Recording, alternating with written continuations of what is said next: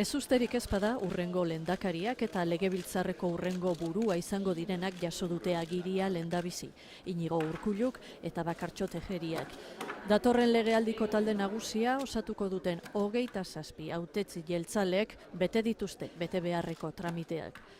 Legealdi hau garai berri baten hasiera dela esan du Inigo Urkullu lehendakarigaiak. Urkulluk behin eta berriz egin ditu akordiorako eta elkarlanerako deiak. Eusko Alderdi Jeltzalea akordioaren espirituarekin aurkezten da legebiltzar berri honetan. Akordioa nahi dugu eta akordioa landuko dugu. Jaurlaritza osatzeko aukerei dagokionez, jeltzalek jarrera irekia dutela, dio Inigo Urkulluk. Beste indarren esku ere badagoela dio, eta baten batek, EH Bilduk, ezezko argia plazaratu duela gogoratu du. Dena den.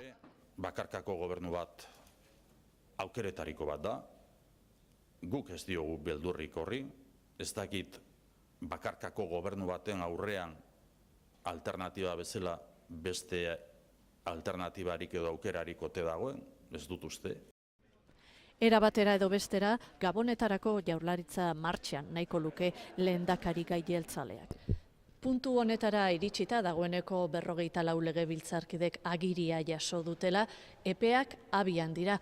10. legealdiko ganbera azaroaren 22an eratuko da beranduen.